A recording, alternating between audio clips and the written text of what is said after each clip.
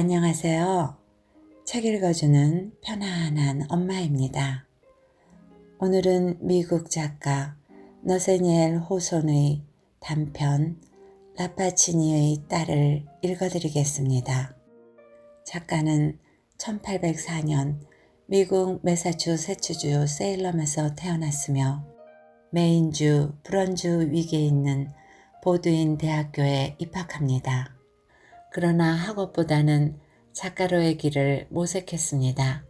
졸업 후 1837년 발표한 두 번 들은 이야기에 에드가 앨런 포우의 찬사가 실리면서 작가로서 인정을 받기 시작했습니다.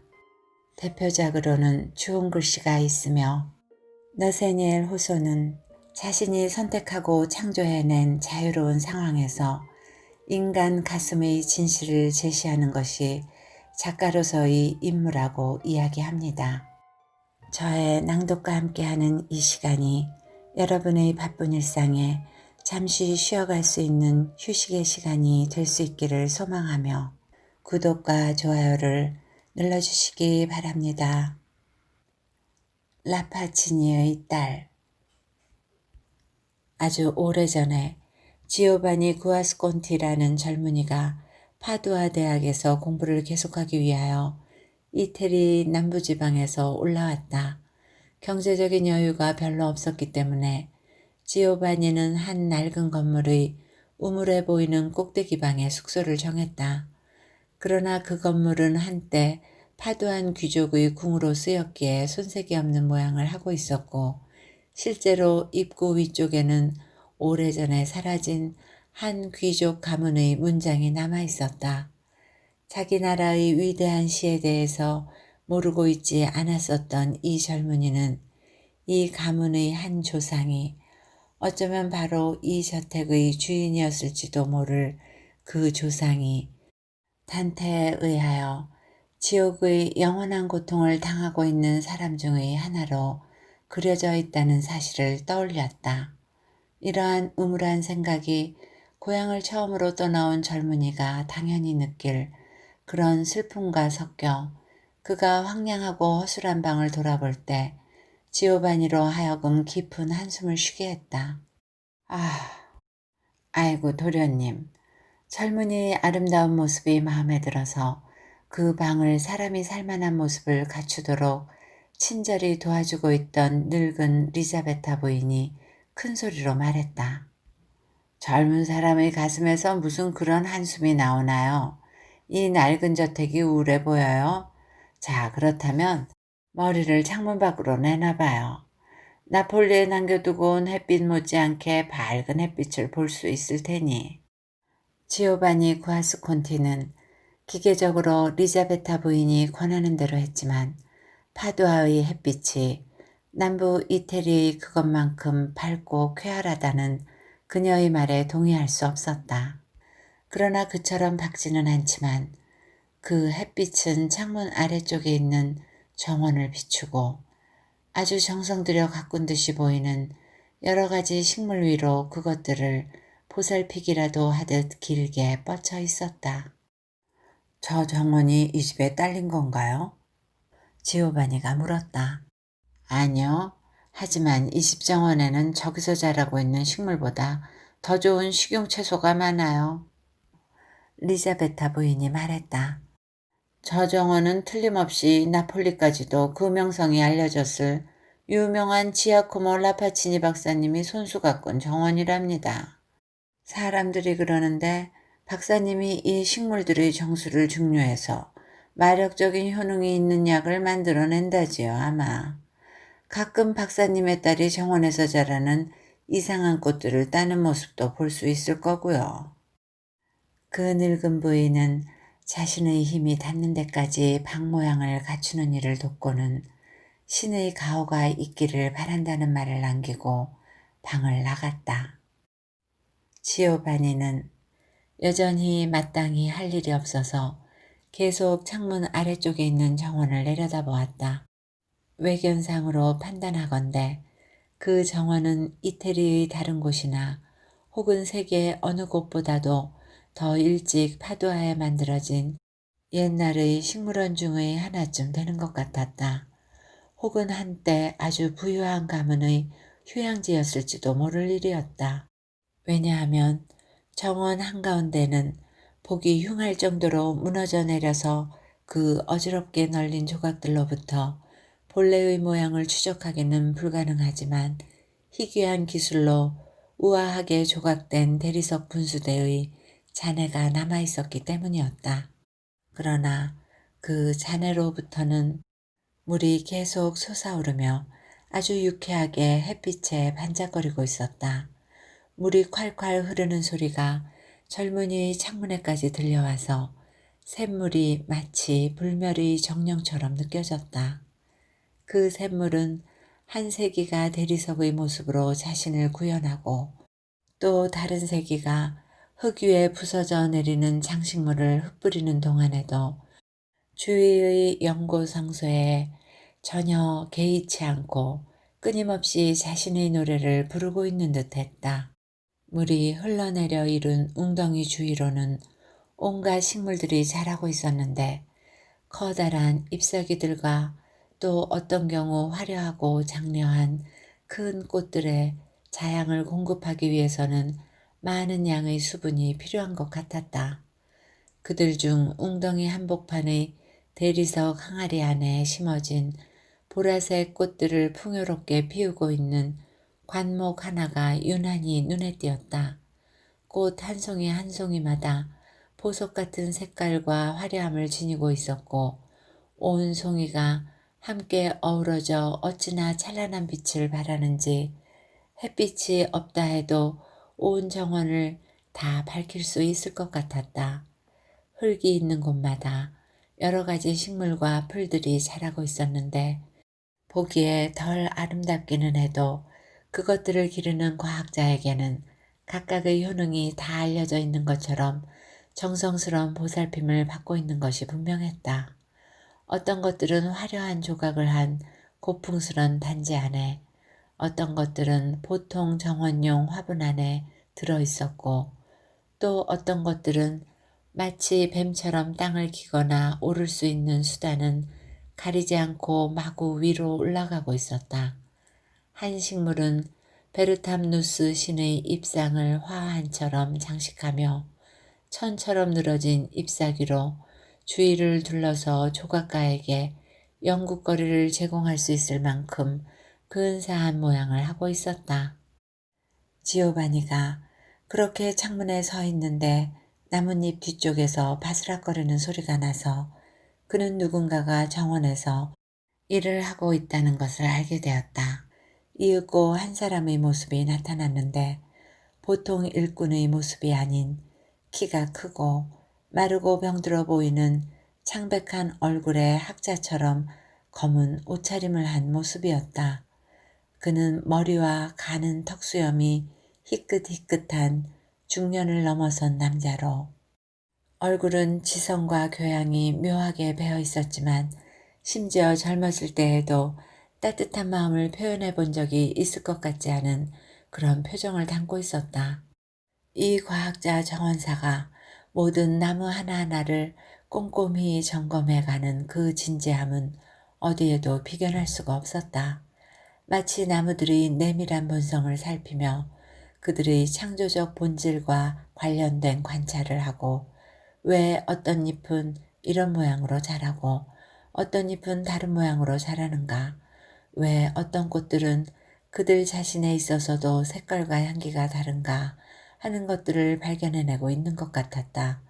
그러나 이런 깊은 이해력에도 불구하고 그 자신과 이 식물들 사이에는 어떤 친근감이 있어 보이지 않았다.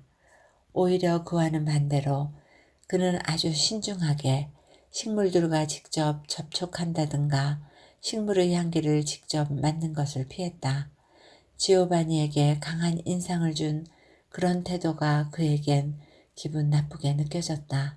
왜냐하면 그 사람의 태도는 한순간이라도 방심을 하면 그에게 치명상을 가할 수 있을 사나운 짐승이나 독사나 악령 같은 악의로 가득 찬 장소를 경계하며 걸어가는 사람의 태도였기 때문이었다.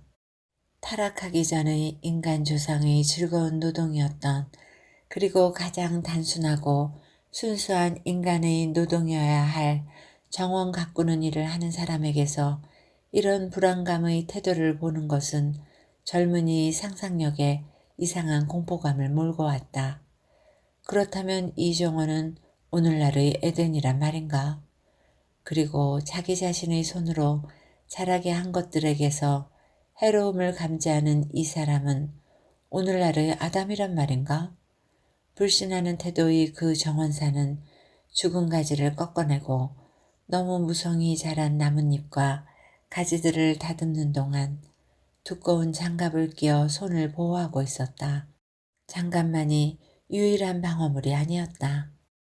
정원을 걷다가 대리석 분수대 옆의 그 보랏빛 보석 같은 꽃들을 들이우고 있는 화려한 나무에 이르렀을 때 그는 이 모든 아름다움이 치명적인 악의를 감추고 있기라도 하듯 입과 코 위에 마스크 같은 것을 걸쳤다. 그러나 자신의 작업이 아직도 너무 위험하다고 생각되었는지 그는 주춤 물러서서 마스크를 벗고는 큰 소리로, 그러나 속병을 앓고 있는 사람처럼 허약한 목소리로 사람을 불렀다. 베아트리체! 베아트리체! 여기 있어요. 아버지 왜 그러세요? 맞은편 집의 창문에서 젊고 풍요로운 목소리가 들려왔다. 열대지방의 황혼빛처럼 풍요로운 그 목소리를 들으면서 지오바니는 왠지 모르게 보라색이나 진홍빛 같은 짙은 색깔과 독할 정도로 강한 향기를 연상했다. 정원에 계세요? 그래, 베아트리체. 네 도움이 필요하구나. 정원사가 대답했다. 조각 장식을 한 현관 입구 아래로 곧 한 젊은 아가씨의 모습이 나타났다.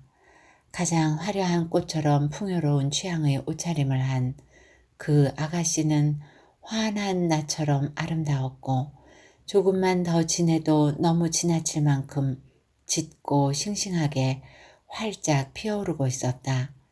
그녀는 생동감과 건강과 힘이 넘쳐 보였다. 이 모든 속성이 그녀의 허리띠로 말하자면 풍요로움 속에 단단히 조여져 매어 있는 것 같았다. 그러나 지오바니가 정원을 내려다보고 있는 동안 그의 상상력은 병적으로 되어가고 있었음에 틀림없었다. 왜냐하면 그 아름다운 아가씨가 마치 꽃들의 자매나 되는 것처럼 예쁘게, 아니 그 꽃들 중의 가장 풍요로운 꽃보다 더 아름답게 느껴지면서도 오직 장갑을 끼어야만 만질 수 있고 마스크를 쓰고서만 접근할 수 있을 것처럼 느껴졌기 때문이었다. 베아트리체는 정원길을 따라 걸어오면서 그녀의 아버지가 조심스럽게 피했던 나무들을 아무렇지도 않게 만지고 나무들의 향기도 들이마셨다. 여기야, 베아트리체. 아버지가 말했다. 이 보물나무에 얼마나 많은 손질이 필요한지 알겠지. 내 몸이 이제 많이 쇠약해졌지만 필요하다면 목숨을 걸고라도 이 나무에 가까이 접근해야 할지 몰라. 그러니 이제부터 이 나무 관리를 네가 전적으로 맡아줘야 할 것 같은데 어떠냐? 기꺼이 제가 맡죠. 젊은 아가씨는 다시 한번 풍요로운 목소리로 대답하며 그 화려한 나무를 향해 몸을 굽히면서 마치 앉기라도 하듯 두 팔을 벌렸다. 그래, 나의 영광인 나의 동생. 이제 이 베아트리체가 너를 가꾸고 보살펴줄게. 너의 키스와 향기로운 숨결로 나에게 보답해야지.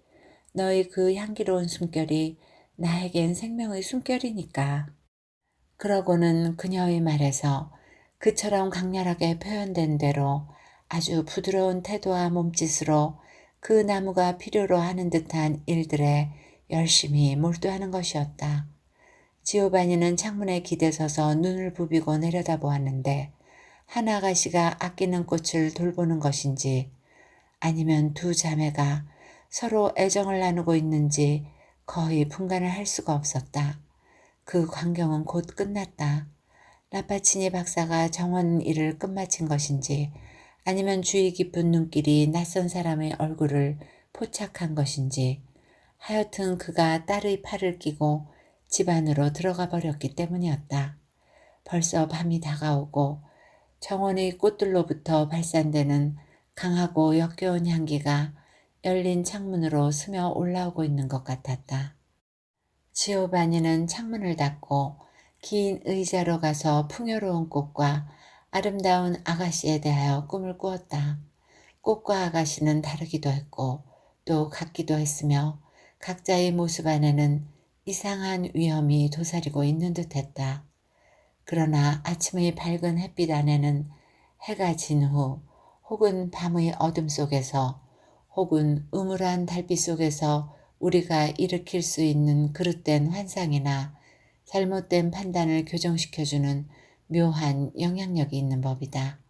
잠에서 깨어난 후 지오바니가 처음 한 일은 창문을 열어젖히고 그의 꿈을 그처럼 신비로 가득 차게 했던 그 정원을 내려다보는 일이었다. 그러나 그것이 아침의 첫 햇살 속에서 얼마나 일상적이고 현실적인 모습을 하고 있는가를 확인하고는 지오바니는 놀랍기도 하고 부끄럽기도 했다. 아침의 그 햇살은 잎사귀와 꽃들에 맺힌 이슬방울들을 금빛으로 반짝이게 하고 희귀한 여러 꽃들의 아름다움을 더 밝게 하면서 주위의 모든 것들을 일상적인 경험의 경계 안으로 불러들이고 있는 것이었다. 젊은이는 메마른 도시의 한복판에서 이처럼 아름답고 화려한 식물들로 가득한 정원을 내려다볼 수 있는 특권을 누리는 게 몹시 기뻤다. 그는 이 정원이 하나의 상징적인 언어로서 그를 자연과 계속 교감할 수 있도록 해줄 것이라고 생각했다. 병약하고 생각으로 지친 듯한 지아코모 라파치니 박사도 그의 화려한 딸도 지금은 보이지 않았다. 그래서 지오바니는 두 사람에 대하여 그가 생각했던 기이함의 얼만큼이 실제로 그들 자신의 특질에서 온 것이고 얼마큼이 자기 스스로의 환상적인 상상으로부터 비롯된 것인가를 알아낼 수가 없었다. 그러나 그는 그 모든 것에 대해서 이성적이고 합리적인 판단을 하고 싶었다.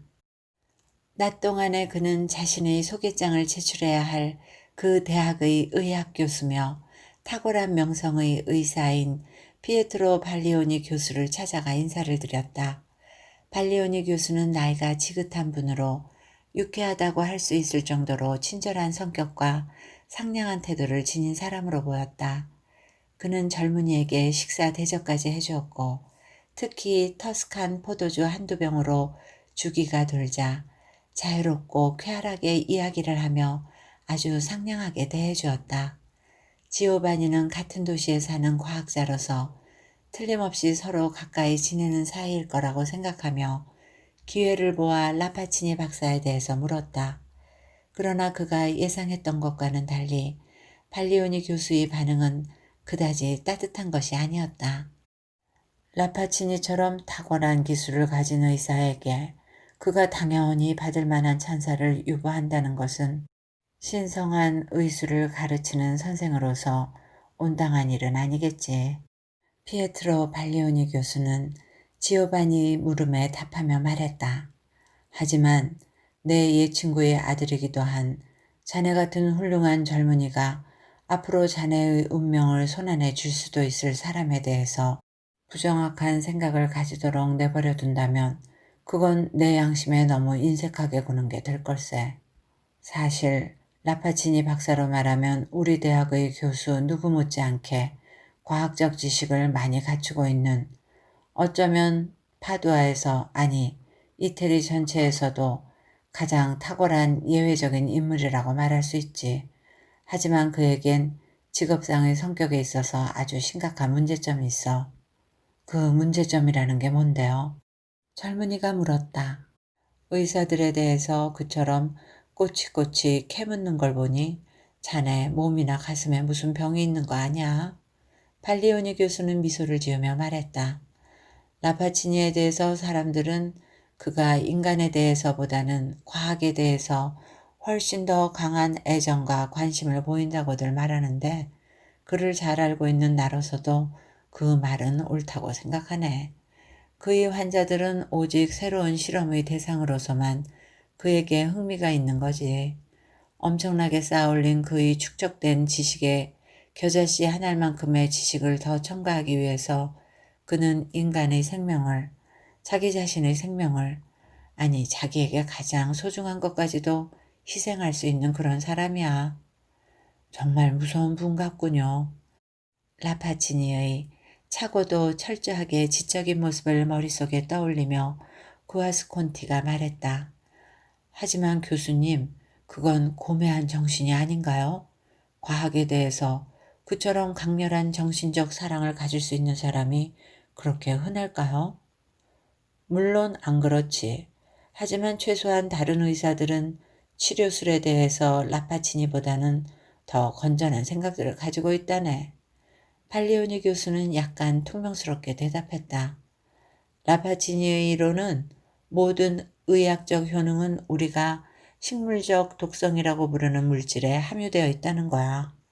그는 자신의 손으로 직접 이 물질들을 개발하고 있는데 자연히 이 학자의 도움 없이 자신의 능력만으로 이 세계를 고통에 빠지게 할 수 있을 그 독보다 훨씬 더 끔찍한 새로운 종류의 독을 만들어내기까지 했다고 사람들은 말하고 있지.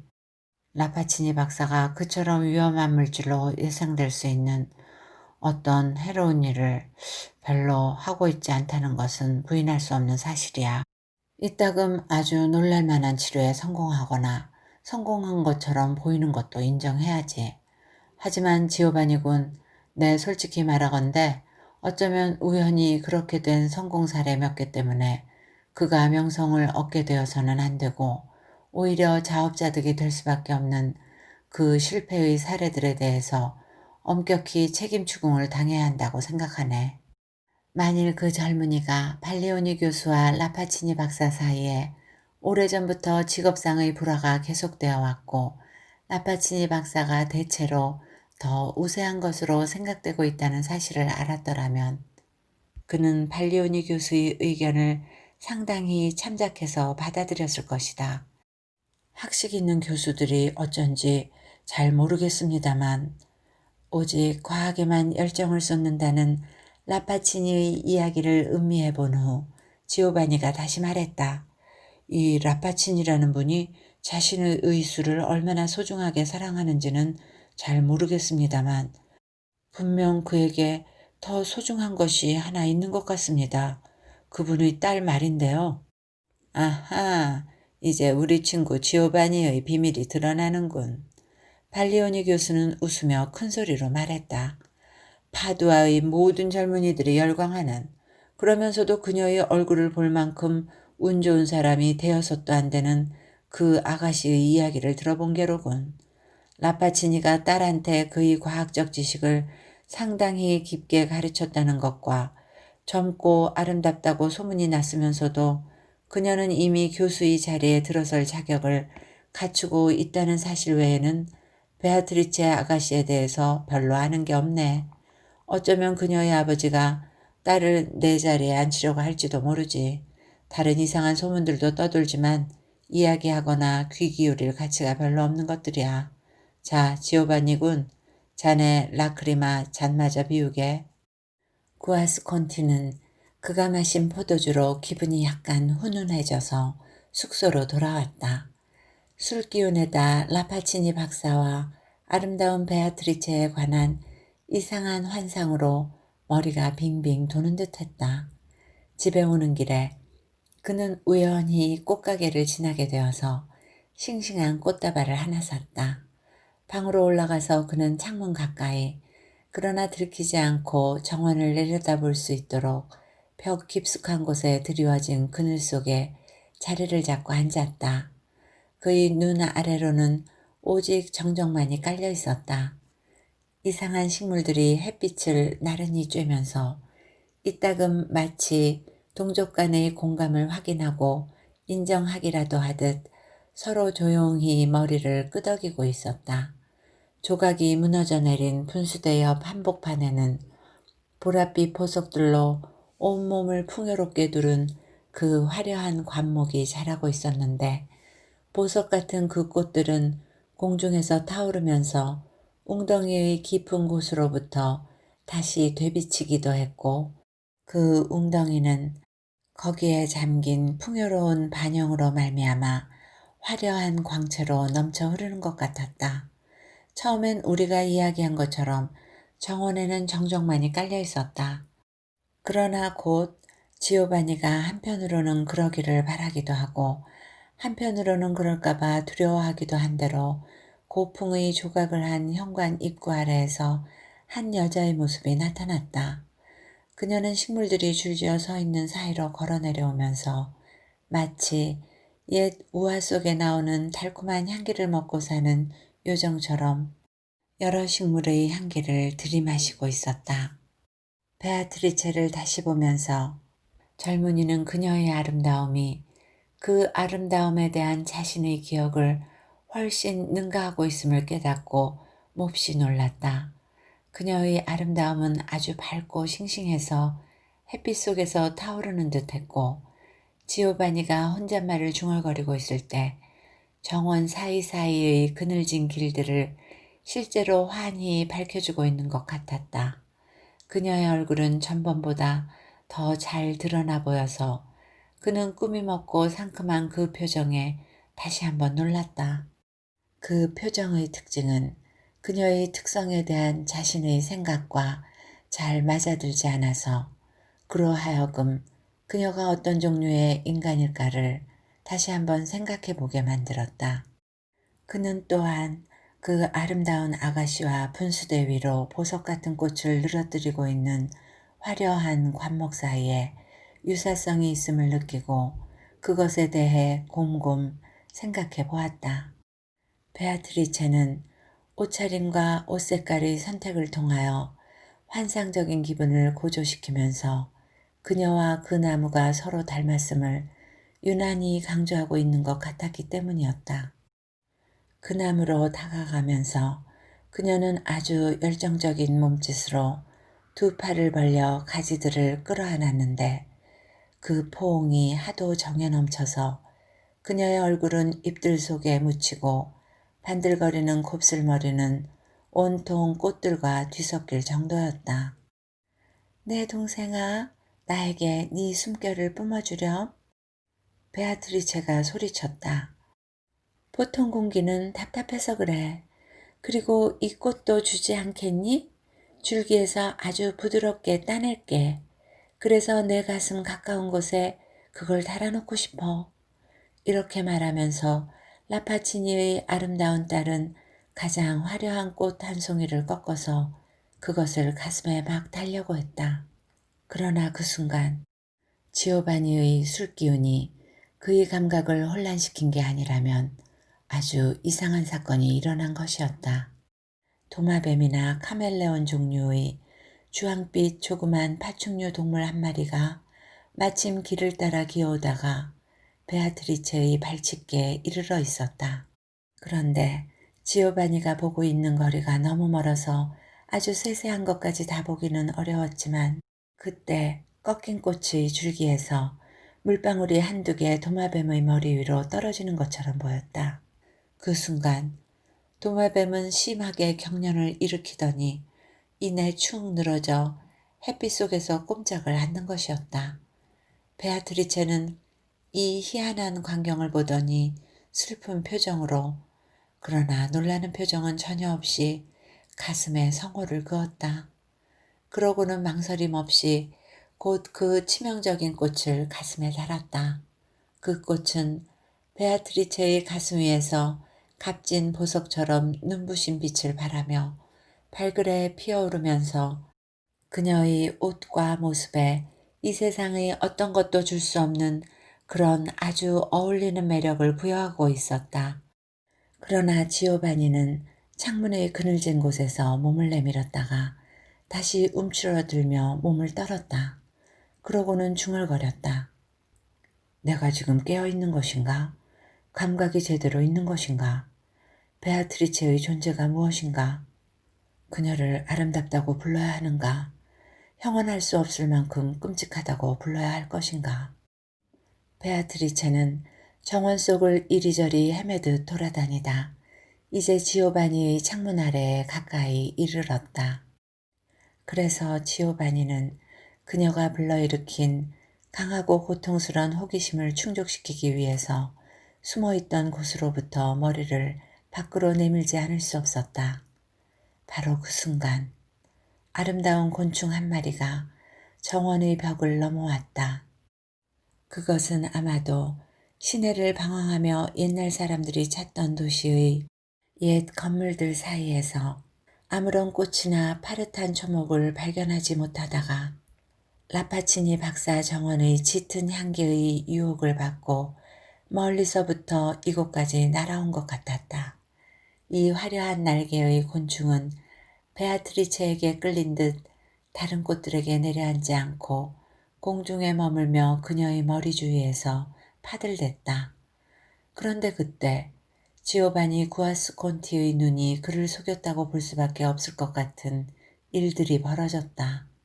사실이 어찌 되었건 그는 베아트리체가 어린애처럼 기뻐하며 그 곤충을 쳐다보고 있는 동안 그것이 점점 힘을 잃어가더니 그녀의 발밑으로 떨어져 화려한 날개를 파르르 떨다가 죽어버리는 것을 분명 본 것이었다. 베아트리체의 입김이 아니라면 그 죽음의 원인이 무엇일지를 그는 전혀 짐작할 수가 없었다. 베아트리체는 다시 가슴에 성호를 긋고 죽은 곤충을 내려다보며 무거운 한숨을 내쉬었다.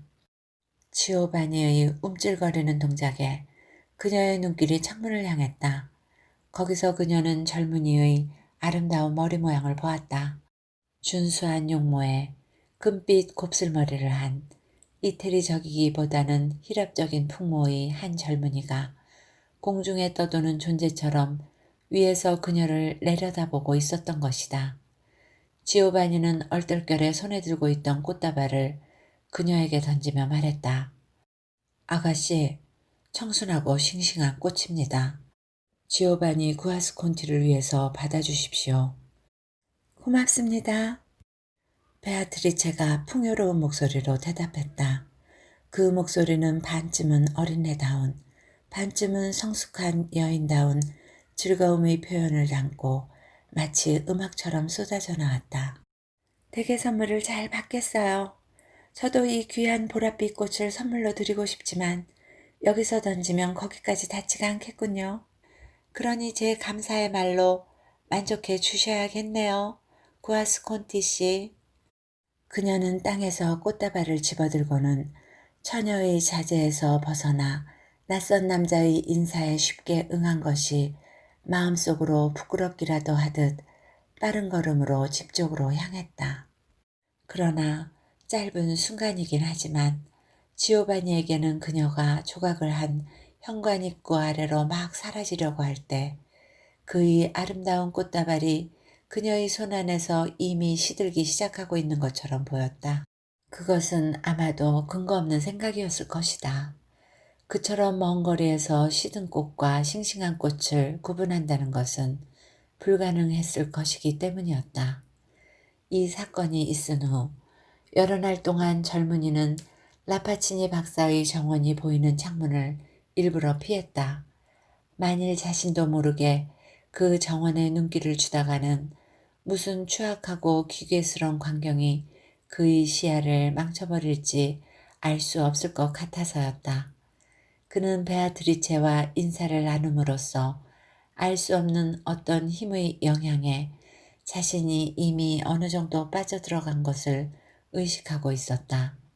그의 마음이 진정 어떤 위험에 처해 있다면 가장 현명한 길은 즉시 그의 숙소와 파도와 자체를 떠나는 것이었을 것이다. 차선의 길은 가능한 한 스스로를 베아트리체에 대한 밝고 친근한 생각에 익숙해 함으로써 의식적으로 그리고 엄격하게 그녀와의 관계를 일상적인 차원에 머무르게 하는 것이었을 것이다.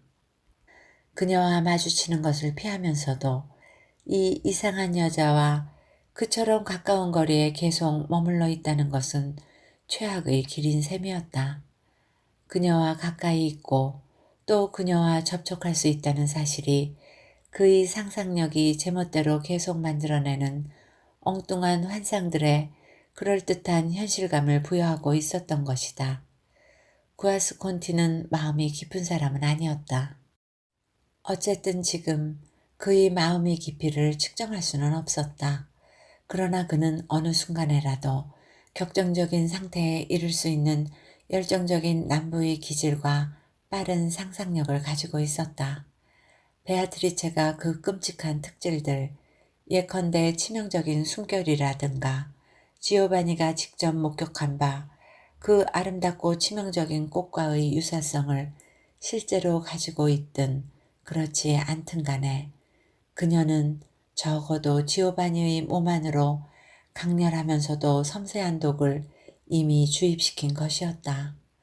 그녀의 풍요로운 아름다움이 그를 사로잡은 건 사실이지만 그것은 사랑이 아니었고 그녀의 정신이 그녀의 육체에 퍼져 있는 것처럼 보이는 그런 독성에 젖어 있다고 생각하기는 해도 그것은 또한 공포가 아니었다. 그것은 사랑처럼 타오르기도 하고 공포처럼 떨기도 하는 사랑과 공포 사이에서 태어난 자식이었다. 지오바니는 무엇을 두려워해야 할지를 알지 못했고 무엇을 희망해야 할지는 더더욱 알지 못했다.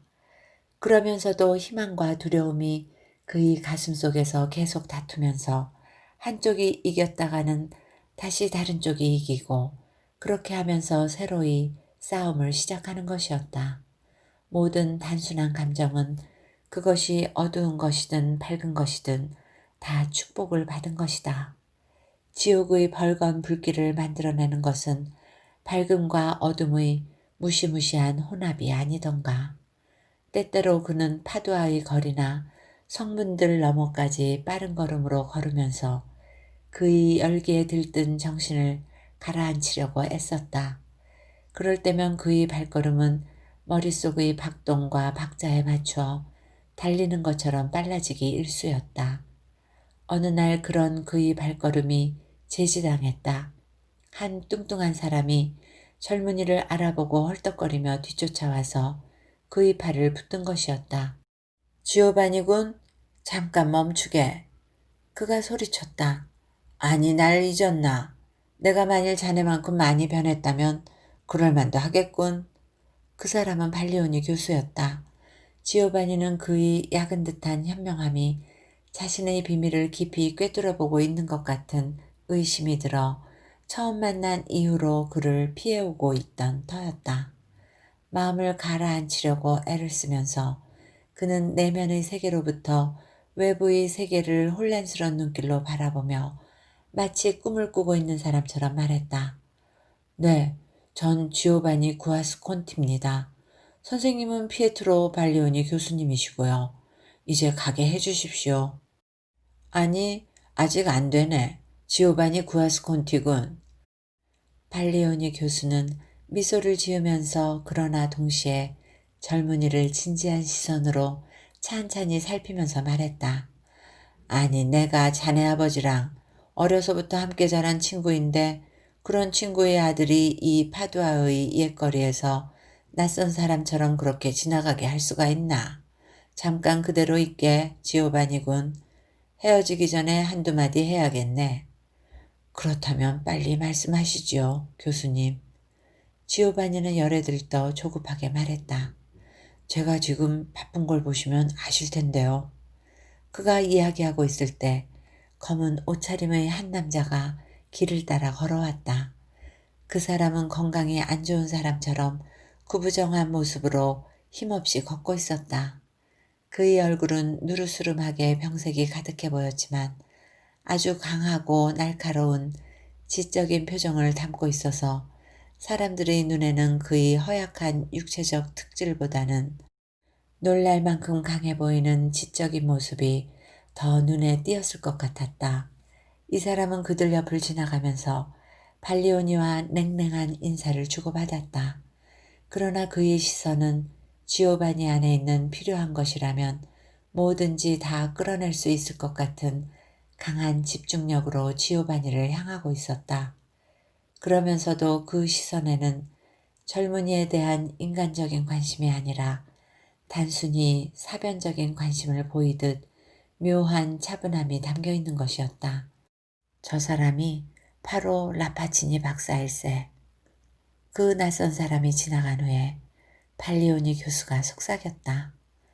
저 양반이 전에 자네 얼굴을 본 적이 있나? 제가 알기론 없는데요. 지오바니는 라파치니라는 이름에 깜짝 놀라며 대답했다. 아니, 자네를 본 거야. 자네를 본 적이 있음에 틀림없어. 팔리오니 교수가 조급하게 말했다. 무슨 목적으로 그러는지는 모르지만 이 과학자는 지금 자네를 연구 대상으로 삼고 있네. 그의 표정을 보면 알지. 무슨 실험을 위해서 꽃의 향기로 죽이는 실험용 새나 쥐나 나비를 들여다볼 때 차게 빛나는 바로 그 표정이야. 그 표정은 자연 그 자체처럼 깊지만 자연의 따뜻한 사랑을 안 갖고 있지. 내 목숨을 걸고 단언하건대 자넨 지금 라파치니의 실험 대상이 되어 있는 걸세. 절 아주 바보 취급하시는 겁니까? 지오바니가 격해서 말했다. 그거 참 괴상한 실험이겠습니다, 교수님. 침착해. 팔리오니 교수가 차분하게 말을 받았다. 불쌍한 지오바니. 분명히 말하지만 라파치니는 지금 자네에게 과학적인 흥미를 가지고 있네. 자넨 지금 무서운 손에 빠져들고 있는 거라고. 그리고 베아트리체 양 말인데 이 이상한 일에서 그녀가 하는 역할이 뭔가? 그러나 구아스콘티는 발리오니 교수의 집요함을 더 이상 견딜 수 없어 그를 뿌리치고는 그가 자신의 팔을 다시 붙들기 전에 그 자리를 떠났다. 발리오니는 젊은이의 뒷모습을 지켜보면서 머리를 설레설레 흔들었다. 그렇게 돼서는 안 되지. 발리오니는 혼자 중얼거렸다. 저 젊은이는 내 친구의 아들인데 의학의 비결로 보호할 수밖에 없는 그런 해를 당하게 해선 안 되지. 더욱이 라파치니가 말하자면 저 애를 내 손에서 낚고채가지고 악마 같은 실험에 이용하려고 하는 것은 도저히 참을 수 없는 무례한 짓이란 말이야. 라파치니의 딸도 문제야. 조심해야지. 학식이 높다는 라파치니. 자네가 전혀 생각지 않은 곳에서 어쩌면 자네에게 좌절과 실패를 맛보게 해줄 수 있을지 모르겠네.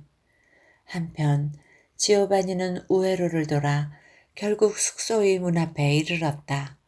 현관을 가로질러 가다가 그는 리자베타 부인을 만났다.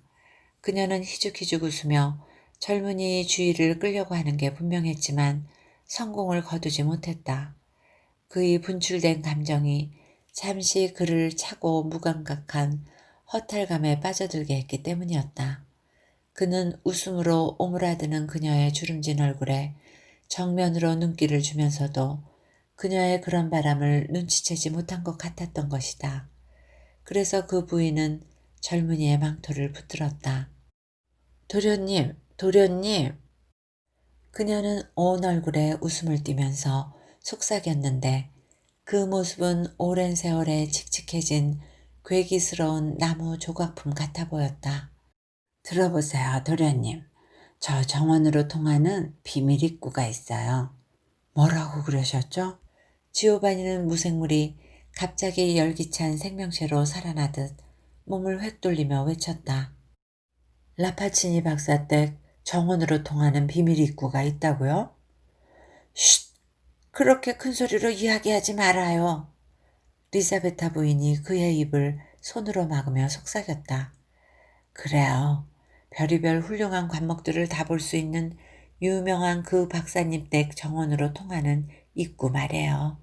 수많은 파두아의 젊은이들이 그 꽃들을 볼 수 있도록 허용된다면 금도 아까워하지 않을 거예요. 지오바니는 금화 한 입을 그녀의 손에 쥐어주었다. 입구를 좀 가르쳐 주시죠.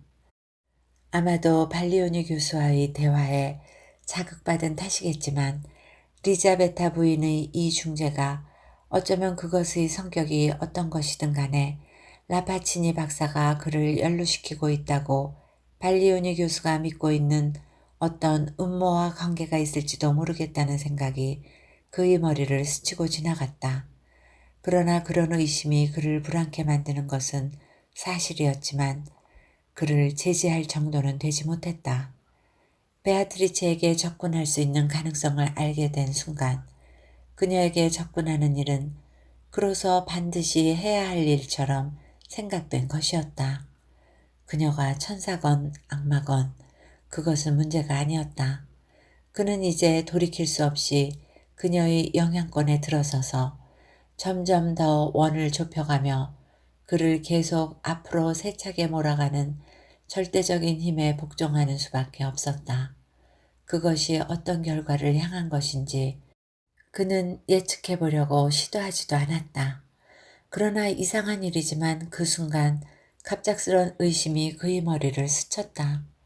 자신의 이 짙은 관심이 하나의 망상이 아닌가. 자신을 이처럼 가늠할 수 없는 상태로 몰아붙이는 것을 스스로에게 정당화시켜 줄 수 있을 만큼 그 관심이 그렇게 깊고 확실한 성질의 것인가? 그것이 그의 가슴과 별 관계가 없거나 전혀 관계가 없는 젊은이의 들뜬 환상에 지나지 않는 것이 아닌가 하는 그런 의문이었다. 그는 잠시 멈춰서서 망설이며 몸을 반쯤 돌리기도 했지만 결국은 다시 그녀의 뒤를 따라갔다. 그 늙은 안내인은 알 수 없는 이상한 길들을 따라 이리저리 그를 인도하더니 마침내 한 문을 열었다. 문이 열리자 살랑거리는 나뭇잎들의 소리와 모습이 보이고 잎 사이로 햇빛이 희미하게 스며들며 반짝거렸다.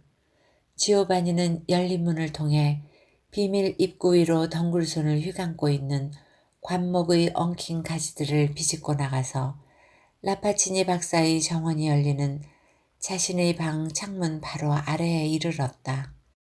불가능한 일들이 실제로 일어나고 꿈의 뿌연 환영이 명확한 현실로 선명히 뒤바뀔 때 그런 일이 일어난다는 것을 상상하면 기뻐 날뛰거나 비탄에 빠질 것 같은 상황에서 오히려 침착하고 냉정하게 되는 경우를 우리는 얼마나 자주 경험하는가.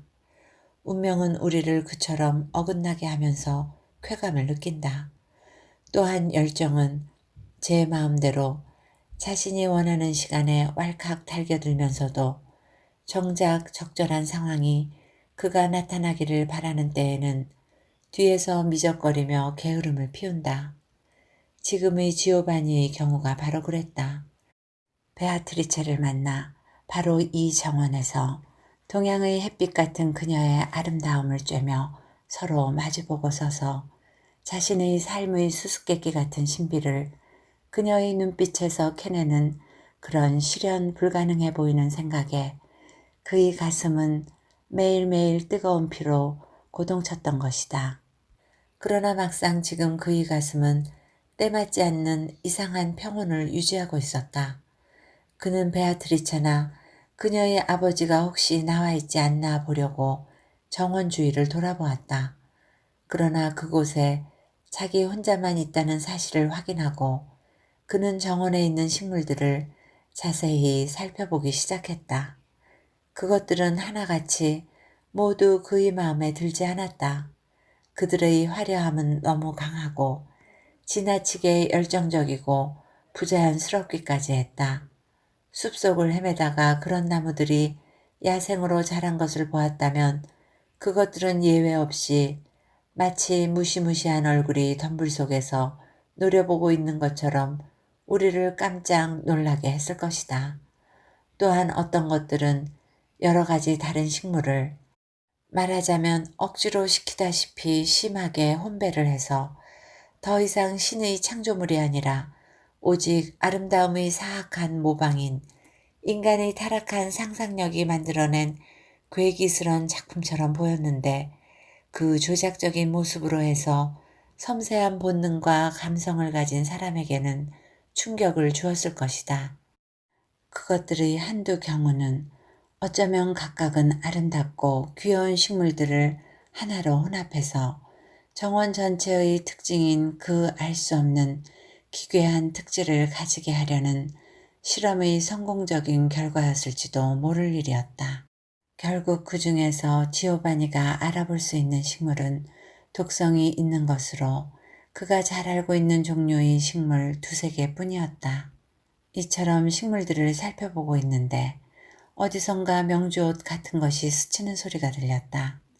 소리가 나는 쪽으로 몸을 돌리자 베아트리체가 조각을 한 현관 입구 밑에서 나오는 모습이 보였다. 지오바니는 자신이 어떤 태도를 취해야 할지, 정원에 침입한 사실에 대해서 사과를 해야 할지, 아니면 그가 원해서가 아니라 하더라도 자신이 라파치니 박사나 그의 딸과 은연중에 어떤 공감을 나누고 있는 척 해야 할지 스스로 생각해 보지 않고 있었다. 그러나 베아트리체의 자연스러운 태도는 자신이 어떻게 해서 이곳에 들어오도록 허용이 되었는가 하는 의문을 해소해 주지는 못했지만 그의 마음을 편하게 해주었다. 그녀는 가벼운 발걸음으로 정원길을 따라 걸어와서 무너져 내린 그 분수대 옆에서 그와 마주섰다. 그녀의 얼굴은 놀라움을 담고 있었지만 천진스럽고 친절한 기쁜 표정으로 환하게 피어 있었다. 꽃에 대해서 잘 아시는 모양이에요. 베아트리체가 미소를 띠면서 말했다. 그가 창문에서 던져준 그 꽃다발을 두고 하는 이야기였다. 그러니 제 아버지의 희귀한 꽃들이 그것을 더 가까이 보고 싶도록 댁을 유혹했다 해도 놀랄 일이 아니겠죠? 만일 아버지가 여기 계셨더라면 이 관목들의 성질이나 습관들에 대해서 이상하고 재미있는 사실들을 많이 이야기해 주셨을 거예요. 아버지는 일생을 그런 연구로 보내셨고 이 정원은 아버지의 온 세계인 셈이죠. 소문이 사실이라면 아가씨 자신도 이 화려한 꽃들과 이 강렬한 향기가 나타내는 특질들에 대해서 깊은 지식을 가지고 있는 것으로 아는데요. 지오바니가 대답했다. 제 선생이 되어주실 수 있다면 라파치니 박사님에게서 배울 때보다 더 훌륭한 학생이 되어 보이겠습니다. 그런 근거 없는 소문이 도나요? 베아트리체는 음악소리같이 웃으며 물었다. 제가 아버지의 식물학에 대한 지식을 가지고 있다고 사람들이 말하던가요? 정말 실없는 농담이네요. 그렇지 않아요. 비록 이 꽃들 속에서 자라났지만 그 색깔이나 향기 같은 것 외에 그것들에 대해서 아는 게 없어요. 때로는 그 얼마 안 되는 지식마저도 저에게서 없애버리고 싶은 거려. 이 정원엔 제 눈과 마주치면 저를 놀라게 하고 기분 상하게 하는 조금 더 아름다워 보이지 않는 꽃들도 많아요. 하지만 제발 제 과학적 지식에 대한 이야기는 믿지 말아주세요. 댁의 눈으로 직접 보는 것 외에는 저에 관한 아무 이야기도 믿지 마세요. 그러면 제 자신의 눈으로 본 것은 다 믿어야 합니까? 그는 자신을 움츠리게 만들었던 전번의 그 장면들을 떠올리며 뼈있게 한마디 했다. 아가씨는 저에게 너무 요구를 적게 하시는 겁니다. 아가씨의 입에서 나온 말 외에는 아무것도 믿지 말라고 저에게 부탁을 하시지요. 베아트리체는 그의 말이 무슨 뜻인지 알아들은 것 같았다. 그녀의 뺨은 붉게 물들었다. 그러나 그녀는 지오바니의 눈을 똑바로 쳐다보며 그의 불안한 의심이 담긴 눈길에 여왕과 같은 기품으로 응했다. 그럼 그렇게 부탁을 드리겠어요. 그녀가 대답했다. 저에 대해서 어떤 공상을 하셨다면 다 잊어주세요. 외부적인 감각으로는 사실인 것도 그 근본에 있어서는 사실이 아닐 수도 있는 거죠. 하지만 베아트리체 라파치니 입에서 나온 말은 가슴 깊숙한 곳으로부터 밖으로 나온 진실이에요. 그 말은 믿으셔도 돼요. 그녀의 온몸에서 열기 같은 것이 피어오르면서 그것은 진실 자체의 빛인 것처럼 지오바니의 의식을 비춰주었다. 그러나 그녀가 이야기하는 동안 그녀 주위로 잠깐 스치는 것이긴 하지만 풍요롭고 달콤한 향기가 퍼졌으나 지오바니는 뭐라고 설명할 수 없는 거부감을 느끼며 그 향기를 자신의 폐속으로 들이마시는 것을 피했다. 그것은 꽃의 향기였을는지도 모른다. 아니면 그것은 그녀의 말을 그녀의 가슴에 담아서 그렇게 하듯 야릇한 풍요함으로 향기롭게 만든 그녀의 숨결이었을까? 현기증 같은 것이 그림자처럼 지오바니의 머리를 스쳤다가는 사라졌다. 그는 아름다운 아가씨의 눈을 통해서 그녀의 투명한 영혼을 환히 들여다보듯 더 이상 의심이나 두려움을 느끼지 않았다. 오늘 읽어드릴 부분은 여기까지입니다. 이 이야기는 민음사에서 펴내고 천승걸님이 옮긴 너서니엘 호손 단편선에서 발췌하였습니다. 후편은 다음 시간에 이어서 올릴 것을 약속드리며 여러분 모두 오늘도 행복하세요.